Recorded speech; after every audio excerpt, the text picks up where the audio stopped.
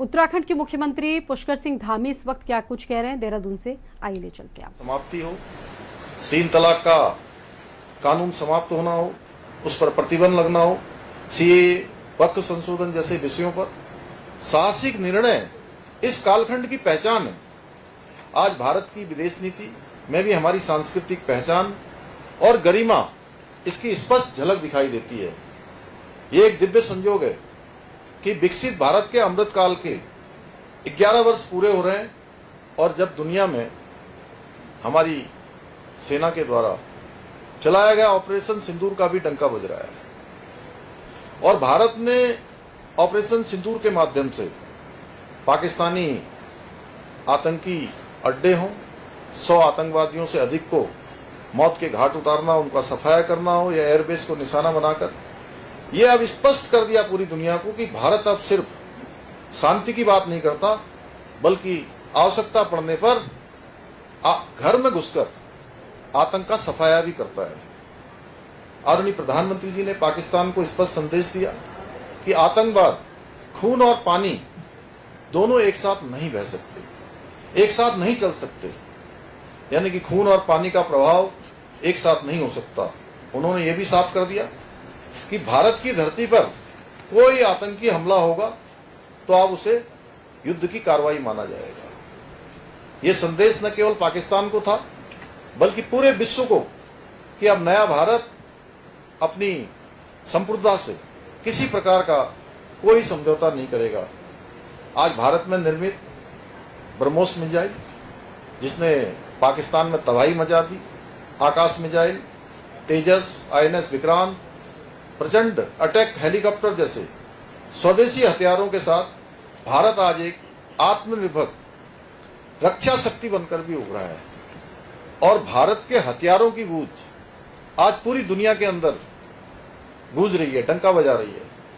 प्रधानमंत्री जी के दूरदर्शी और कूटनीतिक नेतृत्व का परिणाम है कि भारत न केवल रक्षा उपकरण बना रहा है बल्कि आज भारत दुनिया को रक्षा की उपकरणों का निर्यात भी कर रहा है। आज भारत का रक्षा निर्यात 34 गुना बढ़कर 23,622 करोड़ तक पहुंच गया है, जो मेक इन इंडिया और आत्मनिर्भर भारत की असल तस्वीर है।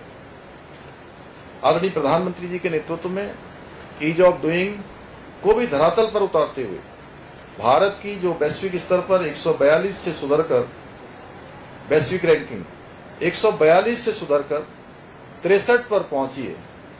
मध्यम वर्ग को राहत देना भाजपा सरकार की प्राथमिकता रही है। इसका प्रमाण है कि नई कर व्यवस्था में जो अभी सामान्य बजट हमारा प्रस्तुत हुआ था उसमें 12.75 लाख रुपए तक की आय को टैक्स में छूट दी गई है। मोदी सरकार ने इंफ्रास्ट्रक्चर को, विकास को एक नई रफ्तार दी है। चाहे अभी कुछ ही दिनों पहले प्रधानमंत्री जी के द्वारा लोकार्पित चिनाब ब्रिज हो, महाराष्ट्र की बधावन पोर्ट परियोजना हो, रामेश्वरम में भारत का पहला वर्टिकल लिफ्ट पवन पुल हो, या देश भर में आज एक्सप्रेस बन रहे, हाईवे बन रहे, एलिवेटेड रोड बन रहे हैं, जिसका एक उदाहरण हमारे सामने है। यहाँ पर जो दिल्ली से देहरादून एलिवेटेड रोड जिसका कार्य अंतिम चरण में है, चाहे हमारे ऑल वेदर रोडें हों या भारत माला श्रृंखला की रोडें हों, एक कोने से दूसरे कोने को जोड़ना हो, या हमारे अनेक लिफ्ट परियोजनाएं हों, ये सभी भारत के इंफ्रास्ट्रक्चर को एक नया आयाम दे रहे हैं। आज मोदी सरकार में 99% गांव सड़क कनेक्टिविटी से जुड़ चुके हैं और देश में प्रतिदिन 34 किलोमीटर हाईवे का निर्माण हो रहा है और इन 11 वर्षों में रेलवे बजट 9 गुना तक बढ़ाया गया है। 136 वंदे भारत ट्रेनें चल रही हैं, 103 अमृत भारत स्टेशन पुनर्निर्मित किए गए। आदरणीय प्रधानमंत्री जी का संकल्प है कि हवाई सफर देश के आम नागरिक के लिए किफायती बनना है। इसके लिए उड़ान योजना के तहत जहां एक और हवाई अड्डों की संख्या में अभूतपूर्व वृद्धि हुई है, वहीं आम आदमी के लिए हवाई सफर सस्ता हुआ है।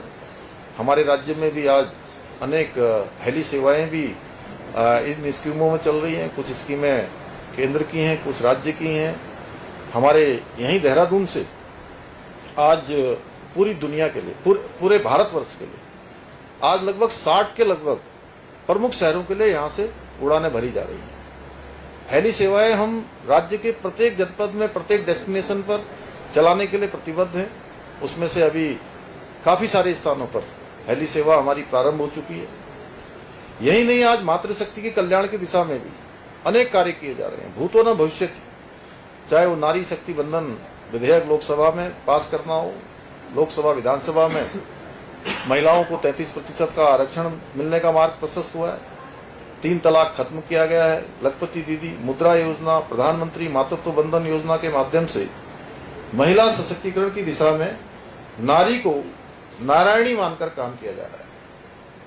यही नहीं, आज देश में एम्स की संख्या बढ़कर 23 हो गई है।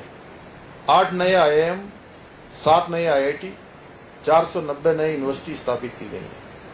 युवाओं में कौशल विकास के लिए प्रधानमंत्री कौशल विकास योजना के तहत 16 करोड़ युवाओं को ट्रेनिंग मिली है। आज स्टार्टअप इंडिया ने भारत को दुनिया का तीसरा बड़ा स्टार्टअप इकोसिस्टम बनाया है। 1.6 लाख से ज्यादा स्टार्टअप्स ने 17.6 लाख से अधिक नौकरियां भी सर्जित की हैं। इतना रोजगार भी सर्जित हुआ है। आज भारत में विकास के इतने कार्य किए जा रहे हैं कि मैं यहाँ पर गिनाने लगूं तो सच में सुबह से शाम हो जाएगी और उपलब्धियां समाप्त नहीं होंगी। मुझे पूरा विश्वास है कि आदरणीय प्रधानमंत्री जी के इस कार्यकाल में भारत न केवल विश्व की तीसरी सबसे बड़ी अर्थव्यवस्था बनने का हमको गौरव प्राप्त होगा, बल्कि एक आत्मनिर्भर महाशक्ति के रूप में भी वैश्विक पटल भी स्थापित होगा। मित्रों, अब वो दिन दूर नहीं जब अपने जीवन काल में, हम सभी अपने जीवन काल में भारत को एक विकसित भारत के रूप में देखेंगे। एक विकसित भारत कैसा होगा, उसकी कल्पना आज ही हमारे दिल में होनी चाहिए, हमारे मन में होनी चाहिए, हमारे विचारों में होनी चाहिए, जिसका संकल्प प्रधानमंत्री जी ने लिया है। और मैं अभी एक कार्यक्रम में आ रहा हूँ तो वहां मुझसे विकसित उत्तराखंड के बारे में उन्होंने पूछा। मैंने कहा विकसित भारत तभी बनेगा जब विकसित उत्तराखंड बनेगा, और विकसित उत्तराखंड तभी बनेगा जब उत्तराखंड का प्रत्येक जनपद, प्रत्येक विकासखंड, प्रत्येक तहसील, प्रत्येक न्याय पंचायत और प्रत्येक ग्राम पंचायत विकसित बनेगी। तो विकसित भारत का संकल्प हम सबको प्रधानमंत्री जी के नेतृत्व में पूरा करना है। इसी विश्वास के साथ पुनः आप सभी का आभार व्यक्त करता हूं, आप सबका धन्यवाद करता हूं कि आप लोग यहाँ पर आए और आप सबने हमारे विचारों को यहाँ सुना है। अच्छा, आज ये कह रहे हैं अभय कंतरा जी का जन्मदिन भी है, तो इनको भी बधाई हो। हैं, बहुत मेरी शुभकामनाएं। तो सबका बहुत बहुत धन्यवाद। और मैंने जो है, और कोई अगर कुछ पूछना चाहते हैं तो हाँ, लेकिन इसी से संबंधित पूछना है। रामानुज जी, अन्य विषय पर मत जाना आज कोई, है ना। वो बाद में मनीष। जो केंद्र सरकार की योजनाएं थी वो तो रही है, लेकिन विपक्ष की एक चिंता भी है कि प्रदेश में बड़ी योजनाएं कौन कौन सी है, वो विपक्ष इसको जानना चाह रहा है। तो प्रदेश में किस तरह का विकास हुआ? प्रदेश में देखिए, एक के बाद एक योजनाएं, सब योजनाएं हमारी जगह डबल इंजन है, और डबल इंजन को सेपरेट नहीं किया जा सकता। रामानुज भाई, पहली बात, डबल इंजन जनता ने चुना है, डबल इंजन को यहाँ के लोगों ने अपना आशीर्वाद दिया है। तो दोनों सरकारें मिलकर अनेक योजनाएं कर रही हैं। अगर मैं योजनाएं गिनाने लगूंगा तो बहुत सारी हैं। जैसे देहरादून में ही हम अभी ऑल वेदर रोडों का साथ साथ यहाँ पर एलिवेटेड के साथ साथ रिस्पना बिंदाल इसकी कार्य योजना पर काम कर रहे हैं। हम ऋषिकेश, हरिद्वार, शारदा रिवर फ्रंट पर काम कर रहे हैं। हरिपुर कालसी में हम अनेक धार्मिक स्थल हम जो है स्थापित कर रहे हैं। हमारे जो यमुनोत्री क्षेत्र में है वहाँ के मास्टर प्लान पर काम कर रहे हैं। अनेक धार्मिक स्थल हमारे, चाहे वो केदार खंड में हो, चाहे हमारे जो है मानस खंड में हो, उनको आगे बढ़ा रहे हैं। शारदा घाट बना रहे हैं, शारदा रिवर फ्रंट हम बना रहे हैं। अनेक योजनाएं हमने अभी इसमें इन्वेस्टर समिट हमने आयोजित किया था, जिसमें हमारा 90,000 करोड़ की ग्राउंडिंग पर हमारा काम हो रहा है। अनेक हमने नए नए यहाँ कानून बनाए हैं, एक के बाद एक कानून बनाए। समान नागरिक संहिता का कानून हमने बनाकर देश में पहला राज्य होने का गौरव हमको प्राप्त हुआ है। नकल का कानून हमने यहाँ बनाया है, जो लागू होने के बाद 23,000 नौकरियां बिना किसी नकल के संचालित हुई है। आप सब भी अगर अपने दिल पर हाथ रखकर देखेंगे बिना किसी उसके, तो आपको लगेगा कि ये कितना पुनीत काम हुआ है। कि उन माता पिता से पूछिए जिनके बेटे और बेटियां गरीबी की हालत में परीक्षाओं में भाग लेती थी, फॉर्म भरने के पैसे तक उनके पास नहीं होते थे, वो किस प्रकार से अपने बच्चों को पढ़ाई करवाते थे, कैसे देहरादून में रखते थे, कैसे अन्य शहरों में रखते थे।